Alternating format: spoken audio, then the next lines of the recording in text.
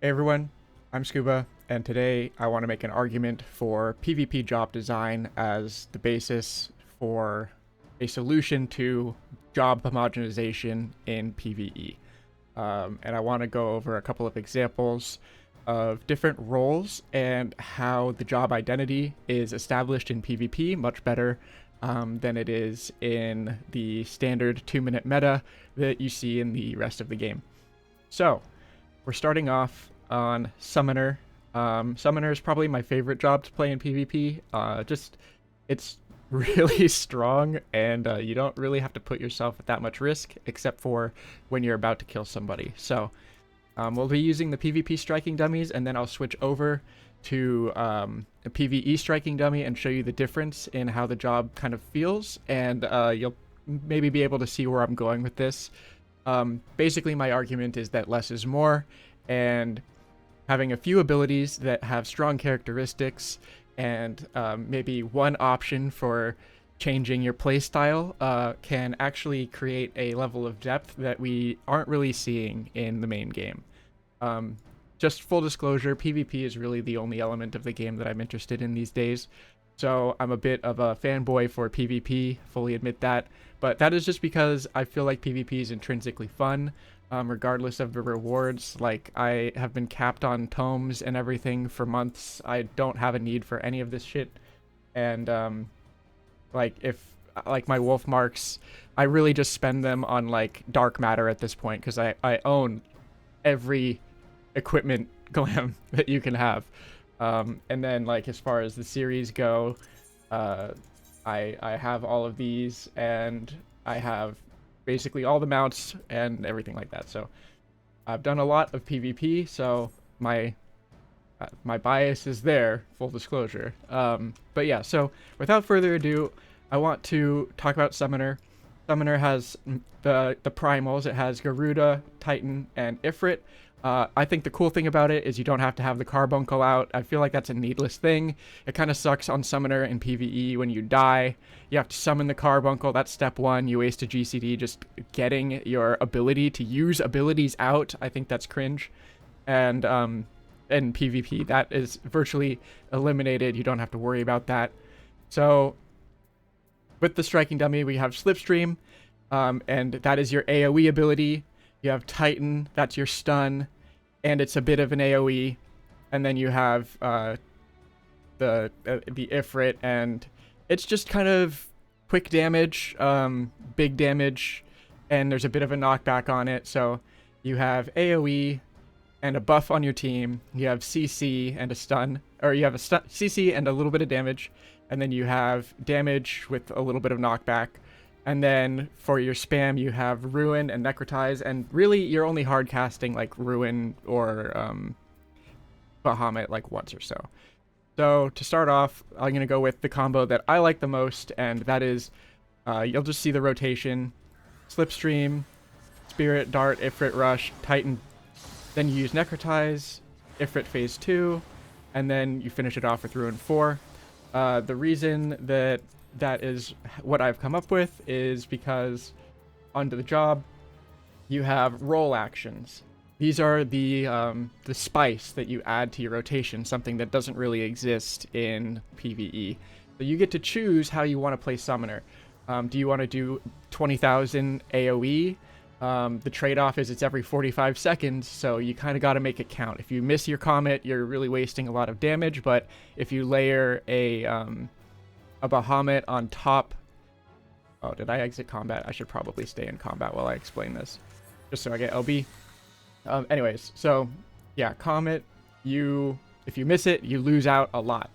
Phantom Dart is my favorite. It does 4,000 damage every 15 seconds, so if you multiply that by 3, you're pretty close.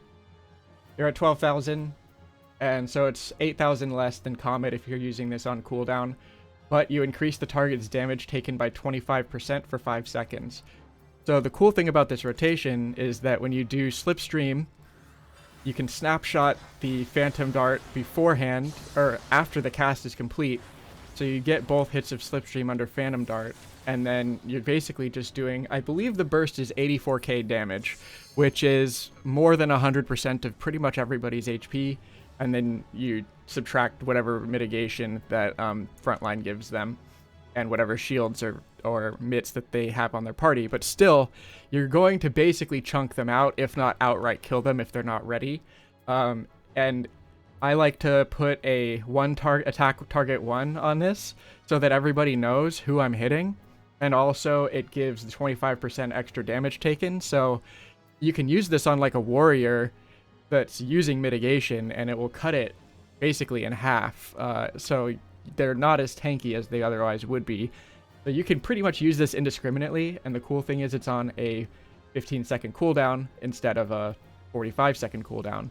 Alternatively, you could go with Rust, which increases or reduces the damage dealt and healing done by the enemy team. So you can use this as a utility job, or you could use it as a damage job. So with Rust, you can cut their healing potency by 33%, and then with Phoenix, they have an ability that does the same thing. It lowers the target's damage dealt by 50%. So 50% plus 33%. You can basically turn the enemy team's damage off if you do Phoenix LB. So you have like really good job identity where you can go damage, you can go utility, you can customize it to go damage or utility. So you can really make it a master of one, and based on whatever your preference is. And I think that is something that's pretty missing from the rest of the job design. So for the full combo, I'll just go ahead and do it. It's basically going to be Slipstream, Phantom Dart, LB, Dash, Mountain Buster, then the Dreadworm Wave, Dreadworm Trance, and then Necrotize, and then finish up. But basically, you're trying to squeeze all of this into the 5 seconds.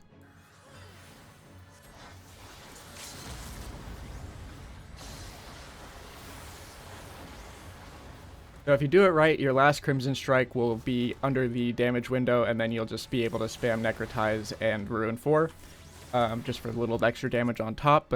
And then in the meantime, Bahamut is doing basically these auto attacks of 8,000. So if you take into account not even the 8,000 damage, like you're doing over 100k burst on a single target.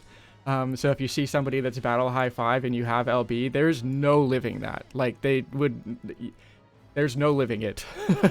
And you probably will wipe anyone around them because this is AoE, this is AoE, this is AoE, this is AoE. Everything just hits everybody all the time. So that's really why I like Summoner a lot. But yeah, that is Summoner in a nutshell. in a big nutshell, but that is Summoner. So let's hop over to a striking dummy and we'll compare it to PVE. Again, this is all done on my mouse. I have all of my whole rotation is just on my mouse. I don't have to worry about anything. And it's all kind of built in. Like you get all of these buffs by doing just your standard damage rotation. So that's what I mean when I say less is more. They can just squish some of this stuff together. And instead of, and again, I was just about to get started on my rotation, but I realized I had to summon my Carbuncle, which is, really annoying. I don't know if this has to do, like, if this is really integral to the story for job identity. I don't really know. I think that there's, like, not really a strong enough reason, to make the gameplay bad just because of maybe some lore issue. I'm not, just change it, I don't know. But yeah, basically with this one, you're going to be opening up, you got to summon Bahamut, and then you got to do your raid buff, you're going to get your stacks and basically your gauge, and then go into your Enkindle, Astral Flow, and it's just kind of, yeah. And like different abilities, like you're still trying to do the same thing, right? You're trying to get everything under the raid buffs just to make sure that, you're getting the most out of your damage. And then, you have Slipstream here. hopefully, like, if normally you would probably delay your searing light like a GCD just so that you could get that slipstream under snapshot, but whatever. And then you just kind of go through it one at a time. It's very rigid. Like, I don't have the opportunity to really weave between the primals. You kind of summon them, they do their thing, they go away, and you know, the visually, like, you kind of get the vibe of, like, the spell, but I feel like you're not really channeling the primal as much as you are in PvP. But, I mean, basically, PvP just takes the astral flow ability and gives it to you. And then it gives it a PvP spin on it. So I think it simplifies it. It makes it so that, like, all of this stuff just, like, the OGCDs are pretty much built in to the GCDs in PvP. And then I think it's cool because, like, if it gets that weave, and you can combo it, you can combo everything in 5 seconds. I think that's, like, kind of what makes it cool. And then by the time you've gone through the whole rotation, your good abilities are back up again. Whereas in this, you're still waiting. You're waiting 60 seconds to get your Bahamut up. You know, it takes forever to get through this rotation. You have to do one at a time, and it's just, like, really boring to go through. I can see why people are like, "Oh, Summoner is, you know, boring and brain dead." But, like, in PvP, you're using things situationally. Like, maybe like Slipstream gives you movement speed, so you're going to go faster towards the enemy that you're trying to attack while they're trying to run away, but, like, chase down is really important. So if you need to chase down, you want to use Garuda. But if you're trying to single somebody out, you want to go Ifrit Titan so that you can jump to them, stun them, and then as you retreat, you hit them with stage 2 of the Ifrit. PvP, in PvE, you just, you're just doing it big damage number, single target thing. If you're doing AoE, you have, like, you basically do the same thing except with AoE buttons. And in PvP, it's just like your AoE and your single target are basically the same thing. And I don't even know if there's that much potency fall off for that. So I just think that, like, balance wise, it's better. The other quirk with Summoner is that you have spell speed. If you don't have, like, the right window of spell speed with your ping, like, you're not gonna get everything under Searing Light. Or you might not even get all of your Bahamut hits off. Like, if you don't have enough spell speed, you will summon Bahamut, and you'll just, like, you'll be doing Astral Impulse, and then you'll get to, like, the last one, and there'll be, like, a second and a half on the window, and it's like, I could have squeezed another one in there, but now I can't because I didn't have enough spell speed. And I think that that's really bad design. I think that's kind of dumb. And I think in PvP, you don't have to worry about that. PvP doesn't have substats. So I'll go back to Wolves Den. I'm going to give you another example. PvP. So you have all of these stats. You have crit, determination, direct hit. You know, all of these things. These are fake choices, by the way. Like, it doesn't really matter. And in PvP, you can see it just goes away. You don't have stats. It's just potency. The rotation will always work as intended. You're not going to have any issues with, like having a potential gear upgrade but not being able to go for it because it doesn't have, like, the right amount of spell speed or anything like that. And then also with crit, direct hit, and determination, it's fake choice because you're going to go for whatever gets you the most crit, and then you're going to go with whatever gets you the most even distribution of determination and direct hit. Direct and if you screw up the determination and direct hit, you're talking about, like, a less than 1% difference in overall damage by the end. And I just think that, like, the variability of crit really takes out the skill expression from the game, because if you get lucky and you crit a lot, you're gonna think that you're really good, but you really just crit often.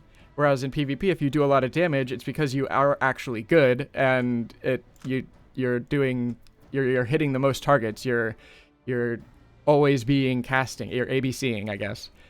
So another example, we'll go to tank, because I think tank is the best example of making something fun without like, I don't know, without the way that without PvE. So Gunbreaker I like a lot because you get your gap close, and that applies no mercy. So you're going to gap close to the target, and then you have Fated Circle. That gives you it blocks incoming attacks, counters incoming attacks. So you're going to take reduced damage there, and it gives you it gives you a charge of continuation. So your rotation, if you're going to do a burst on a single target or AoE, would be gap close, faded circle, and then go into continuation.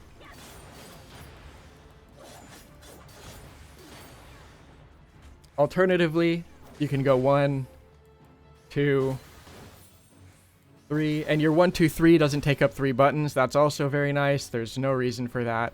So now we have solid barrel that's ready to go, and that will use continuation as well. And this has pretty high potency. So what you're going to end up doing is gap close. It would have been solid barrel, continuation. I'll just do it again. And the reason I'm not using Rampage is just because it is not really like standard. So you jump in, and you get everything under No Mercy. You get your first weave of continuation and maybe that first GCD.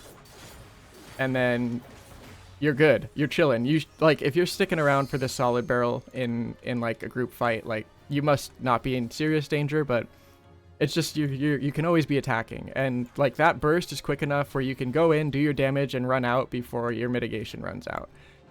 So that's kind of the playstyle. That's the you dive in, do your damage, get out, wait for your cooldowns to come back up for like 5 seconds, and then you dive in, do it again. You're basically repeatedly dive bombing. And this is on Rampage is on a 45-second cooldown. So the options for tank that makes it cool is Rampage is a damage buff. It increases the target's damage taken by 25. And it hits all nearby enemies for 8,000 damage. So if you want to do more damage in your burst, you would just jump in, faded circle, Rampage, and then what I want to get the name right. Faded Brand.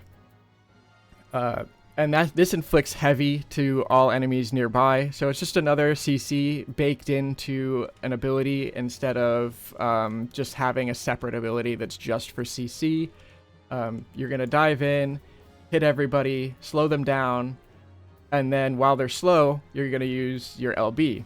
And for tanks, I think LB is the most interesting, and this gets into the LB conversation, where Limit Break in PvE is used by a single person. The whole party will generate LB, and then when it's time to use it, only one person gets to. And it's either going to be in a fight where a tank uses it, it's because the fight has built-in cheese that requires you to use it like 90% of the time. Like Howling Hell, if you use LB2 on that, it lasts for 15 seconds, which is like basically the entire ability. So you can cheese Howling Hell with tank LB, or other things like that. That would be from last expansion's raid tier. I don't know anything about this expansion's raid tier. Anywho, your options for tank, you have your damage option, and then Rampart reduces damage taken by 50% and increases healing recovery by 25%. So I usually take Rampart because it's just broken. It's just like, I would rather make sure that I can go in and not die and get out, avoiding a death, than going in, doing a bunch of damage, and probably dying for it. And then there's Full Swing. This is more utility. And it's also fun because in different game modes, you can use Full Swing and knock people off of platforms and then kill them that way. So you can actually get a lot of kills with this.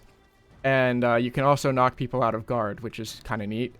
But I generally don't like Full Swing. It's really not my style. That doesn't mean it's bad. It's just not for me. So I usually go between these two. And if I have to pick, I'm going to go for Rampart just because it's so strong. And you basically just assign your PvP role action to your hotbar, and it lets you use whichever one you've chosen. So that's, again, something in PvE that you don't get. You don't get a freedom of any choice whatsoever. In PvP, you do. So for the rotation, we're going to basically give yourself Heart of Corundum. It's going to reduce the damage that you take, and then when you fall below 50% HP, it's going to heal you just like the normal one. So Heart of Corundum, Gap Close, Faded Circle, Faded Brand, and then you basically just go into your LB And this is the cool thing, because like this is a tank LB. Like, compare that to PVE, where as a tank, if you get LB, it's just like, oh, here's a little shield. It's gonna protect the party a little bit, you know, in a situation that's like, it's kind of like when a company creates a problem and then sells you the solution. It's like, you have to do that. Like, the boss is doing this cast bar, and if you don't use tank LB, the party wipes. So it's like, is that a choice? Does that make the LB more important? No, they just put something in there to justify the existence of the tank LB.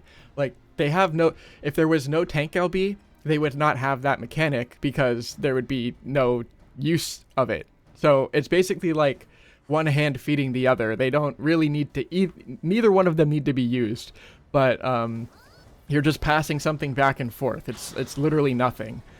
But in PvP, I get to use this, and it has utility. It does damage. It makes them take more damage. It reduces my damage taken. Like, there's so many things where it's just so cool that a tank actually has an LB that feels like something that tank would have. Like as a gunbreaker, thematically, like if we're talking about job identity, you know, jumping into the fight, making a big flashy entrance, right?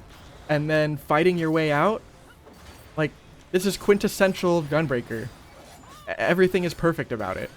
PvE, it's just so weird, and they have this gauge involved, and everything. It just doesn't make any sense to have all of this bloat. But they keep adding stuff to it because the expectation is level go up, new ability get, stronger ability, like more skill. Like, that's kind of the design.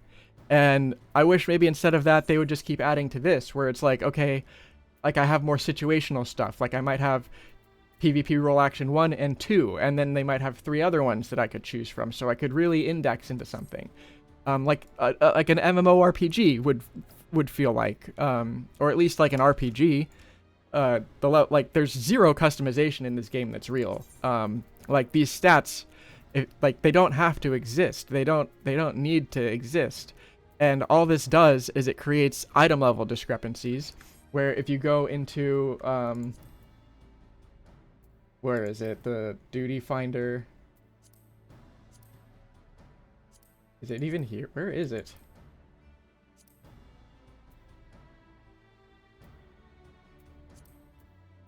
Party finder. Is it this? Yeah, okay, so party finder. I thought there was a separate one. Like, you go into this, and then, like, this is Primal. Primal is dead. There's no duties that people actually do in this game. So, normally, you would see, like, average item level requirements. So this just filters people out from being able to participate in the raid. But, like, we all know that the raid can be done with crafted gear at, like, a certain item level. So why are we pretending that the item level actually matters for anything other than trivializing the content?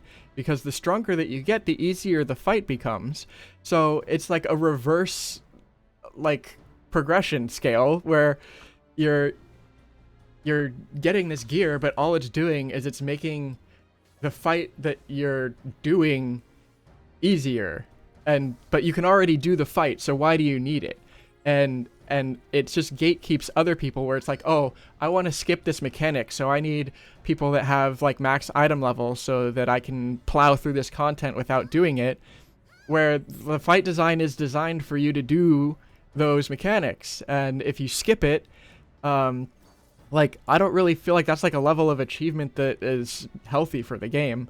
And if they just did away with the item level and did everything like PvP, where it's all potency based, you wouldn't have this problem. And then all of the gear that it dropped would be like glamourable, because it might as well be level 1, you know? So like, it just that's kind of like the rock and the hard place that they're in. It's just like the gear for me as a PvP player, I feel like the gear in PvE doesn't really matter, because by the next patch, the items are going to be like, this tier 740. This 740 is higher than whatever best in slot was from the last raid tier. So why am I chasing this, you know, this hamster wheel of item level progression just to get a little bit more base stats and a little bit more substats? Like last patch was 710, this patch 740, next patch is probably going to be, you know, like 770. So why bother getting this stuff? Like why do this when I can just wait and then next patch it's going to be better? But I can always wait. I can always wait forever and never really feel the need to do anything until it's like, oh yeah, I don't have all the mounts for like Endwalker yet, so I'm gonna go in there with 770 when the item level for this is 640, and I'm just gonna stomp it with 4 people and then get the hell out of there with a free mount. Like, why would I go through all this trouble going through Party Finder, dealing with people like, you know, an item level and like not executing the rotation? I just feel like there's so much in PVE that is insignificant in the grand scheme of things, and it's just hard to find like meaning in it for a player like me. And I think that like at the end of the day, a lot of this stuff is really just for glamour. So if you like the raid tier glamour, you're gonna go for it, and then they time gate it so that people don't get their item level too strong too fast, and it's like, I don't really like, what's the point of that? It just makes it so that like when I go into the Alliance raid, if I really like the set, I have to wait a week between doing it every time. Like, wouldn't it be better to just have people like do it as much as they want to, and then like not get in the way of that? That's kind of what it seems like to me. There's also yeah, it's just a bit of a tangent there. So last one I'll go over is job. Like, I already went over Summoner, so I'm not going to go over Scholar as a healer, even though I think Scholar is my favorite. We'll look at Sage as a healer because I think Sage is very cool. This is what it means to be a shield healer. When you apply your Cardia to somebody, in this case it will just be myself, when you use your Eucrasian Dosis, it gives you a barrier. And so your target, say it's a tank like a Gunbreaker, when they're about to go in, you put your dot on somebody. Maybe you have a macro for this to focus your target's target, so that when they target somebody, you target them. And that will basically make it so that they're taking extra damage from just dot ticks. More likely to die. More damage, more likely to die. So you do this, and then Toxicon on them so they take 10% more damage. Add your barrier, and then dash in, Phlegma, and then as you run away, you can hit them with Psych. And that's basically your loop. And this comes up every 15 seconds or so. So you don't have to worry about any BS filler in the meantime. You just jump in, do your thing, get out, look for another opportunity, and then go for it. Like, you're not obligated to just sit there at a target doing a filler while you wait for your cooldowns to come up while dodging circles on the ground. I mean, you still are, but like, you're dodging stuff that's like not like standardized, or it's not on a script like every fight. Like when a raid boss uses an AoE, like, you pretty much know where it's going to be because it's a scripted fight. In Frontline, it's like you still have to adapt to the situation. And then as far as customization goes, you can take heal, you can take stone skin, or you can take heal cut. And this synergizes really well with Scholar, but I won't get into it too much. Or you can take, stone skin. This makes it so that everybody has a 12,000 potency shield. So if you really want to go in there and make sure your team doesn't die, you can go stone skin. Everybody's taking less damage. Numa, now they have Haima stacks. Like, you can go in, dive in, hit them, and then run away. And in the meantime, take 0 damage because you have like 9 million barriers on yourself. It's a very cool thing to do when you're going for dive. Like, this is a dive character. Like, it's designed to go in get in there, hit them, and then as you're on the retreat, you might they might be chasing you, and then you hit them with Numa, and now you all have heal or tank stats. So even though they're chasing you, you're still not taking damage, and then you just turn the fight. There's so many different opportunities where you can express yourself as a shield healer that doesn't really exist in PVE. In PVE, honestly, like this warrants an example. So we'll go back to the other striking dummy.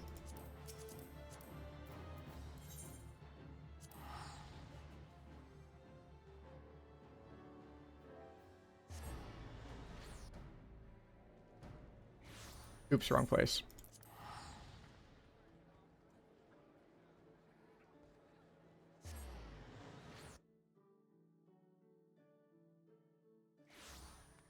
So let's check this out. So you have Philosophia, whatever this is. It increases your healing potency by 20%. And it grants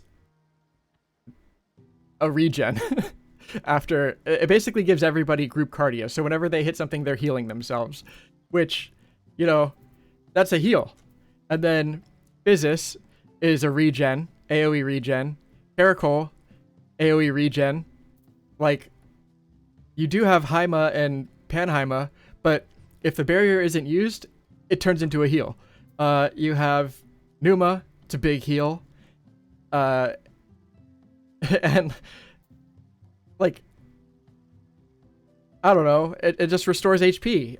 This restores HP, gives a little shield. This restores flat HP. This as a shield healer is more of a regen healer than a regen healer. Like, if you look at the healing for raids, Sage is like the biggest healer out of all of them. It's not even a shield healer. It's like the job identity doesn't even match what they're trying to present it as. It's crazy.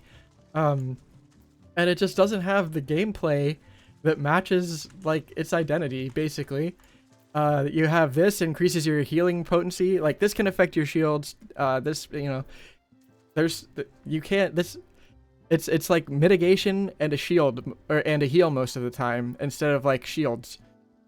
So I just feel like the identity for PvP is like, but the reason that all of this stuff is crammed into Sage is because why does White Mage have a regen, but I don't have a regen? Or why does Astro have like a full like heal, but I don't have a full? Or why do they get an instant OGCD heal, but I don't get an instant OGCD heal? So then they're just like, okay, fine, everybody wants what everybody else has, so they cram it all together into the same kit, and then they put it on 4 different jobs, and they call it different. This is not design. This is just 1-to-1 ratio from what one job has and another job gets. Like, the only difference between a Sage and anything else is that you can put Cardia on somebody. It just doesn't make any sense. It doesn't really fit with the nature of, like, yeah, a lot of this stuff causes heals by you attacking. So, if anything, the identity is like, when this job attacks, it helps the team. But the PvP gets this so much more correct with how they've executed it. And they do the same thing with 9 buttons instead of 15. Like, it's so much better. And I think, like, this is why I'm making an argument that, like, this system of doing damage already exists in the game, and it's better than what we're presented with currently.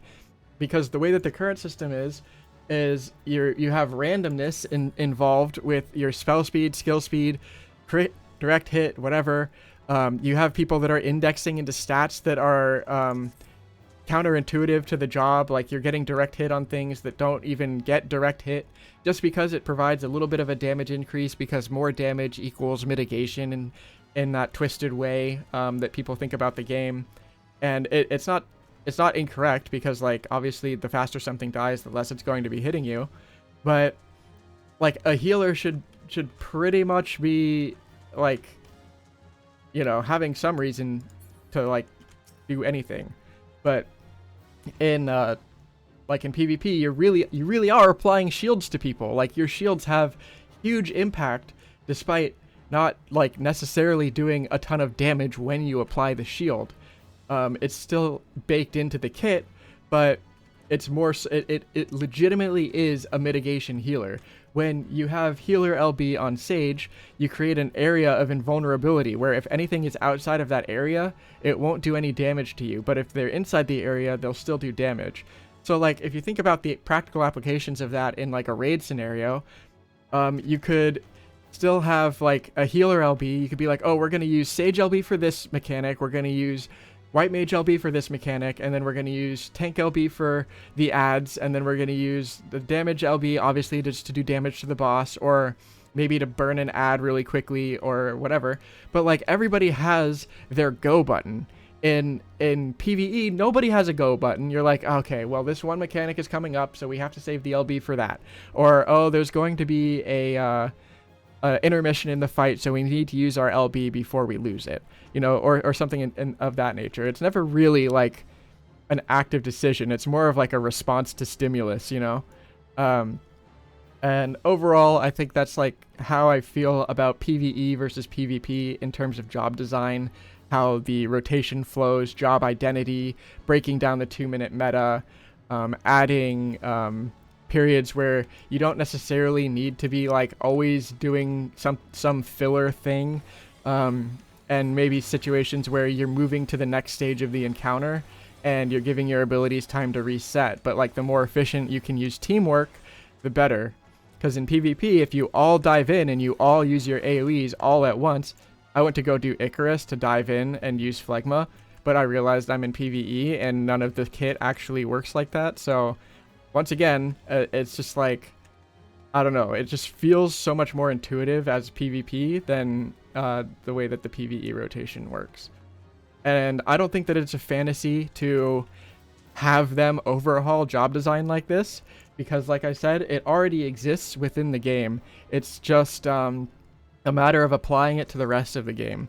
In my opinion, I think that the PvP job team is the one team in this game that is actually working, and I don't think that the rest of the community has really caught on to that.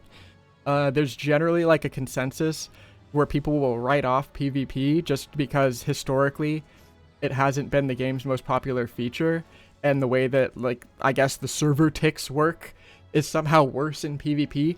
But like, have you ever been snapshotted by some bullshit in PvE? Like, I don't feel like that's even an argument. Like it's just like straw manning just to kind of write it off without actually giving it the chance that it deserves.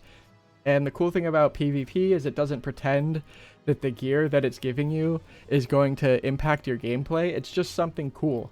Like all of the PvP outfits, they can just focus on the design of the PvP outfit and make it cool and not worry about, oh, well, you know, nobody's really going to go for this piece because it has spell speed and like, you know, whatever, and like determination on it, and what people really want is crit and direct hit.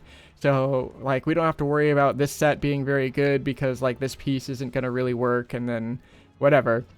They just don't put as much into the design of the gear.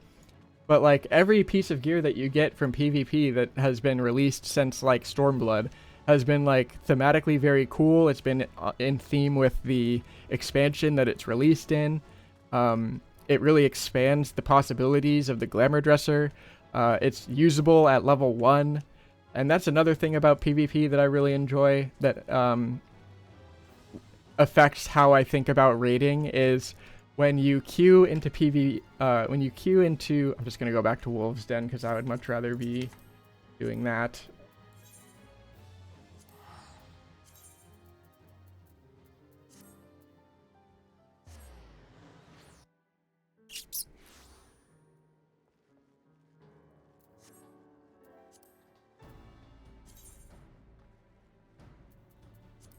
So when you look at roulettes, Frontline requires you to be level 30. That's it. That's it. The only other thing is that has like level 16 for a leveling roulette. That's like when the first dungeon comes out. So I mean, that makes sense. But like all the other ones have like these barriers to entry. Oh, you have to be level 50. You have to have completed all these side quests, blah, blah, blah. Like this, it's just, if you're level 30, you can queue in, and it doesn't matter if you're level 30, level 100, because it's all this potency. And I feel like if they just did raids like that, you could have people that are starting out today that want to participate in the raid tier but can't, who rush through the story just so they can get to the end game and do the raid.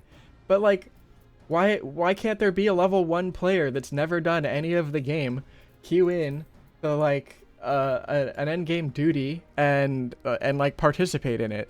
Like, it just seems like this gatekeeping, very like, oh, we want to make sure that the player has like gotten gear so that they can participate. Like, you can buy story skips and be at level 90 and then spend 10 levels doing a roulette and then jump into the raid tier and still not know how to play your job. So I feel like that's just a bad argument. And like, why do I have to be a certain level to like do certain things? I get like unlocking extra dungeons by playing the story and going along the way. If you want to do different dungeons in your roulette, that could be a good incentive to do it. But like, it just kind of feels like we're creating this situation with gearing that kind of heavily impacts the rest of the game. And if everybody could just queue in to a raid tier like they queue into a frontline, I think that more people would try raiding. And then they wouldn't have to be so like nerdy about what their stats were, because again, the stats don't really matter. The gear gets upgraded every single patch, so like ultimately the stats are trivial. And when you get better gear, it only serves to make the content that you just did more trivial, because there's not really a huge incentive to get gear other than to do ultimate. But again, I would make the same argument for ultimate. If the job design was more like PvP, then you wouldn't have to worry about having best in slot gear to participate in ultimate. And why should you? Ultimate's really hard as it is. Like, why do you need to do 7 other steps and grind for 5 weeks just to get, or 8 weeks just to get every piece of best in slot gear that you're hoping to get, like at minimum, just to participate in ultimate, where like you're basically creating this really good content that applies to like less than 1% of all the people that are going to play the game, when you could have it apply to everybody. It's like the job design is ruining the whole game. Meanwhile, there's been this solution sitting here the whole time, and I just wish that people would see it that way, because like PvP job design is job identity. It is breaking the 2-minute meta. It is like giving yourself options, like these role actions and everything. It's like, what if for a certain fight, like it would be really beneficial to take this instead of this because the boss has a regen, and if you can actually cut the boss's self-healing, then it actually allows you to like beat the boss a little like easier. But if you take this, like, you're going to be at a disadvantage because like the boss is going to be able to heal. Like if the boss has like 100% regen and you just constantly have to keep anti-heal on them, like you could take different setups into different fights and actually like have some say in the matter. But the way that it is currently, it's just like, oh, you're just going to take some random crap, and you don't have any option, and it doesn't matter what job you play. So it's just like, I feel like the answer is there, and I hope I've made it at least somewhat of an argument to explain my thoughts on the matter. But yeah, I guess I'm curious what other people think. Like, do you not like the job design for PvP? Because I feel like it is peak. Like, this just works. And like your ability to like work as a team and like do things together is rewarded, because you should have a 33% win rate. But if like you consistently do good, then like you actually get rewards out of that. And I mostly queue solo, but if like I was doing pre-mades, like you can see higher than like 45% win rates. But yeah, ultimately that's just kind of how I feel about it. And I'm about to hop into frontline, so if you don't like it, at least I'm gonna be over here having fun.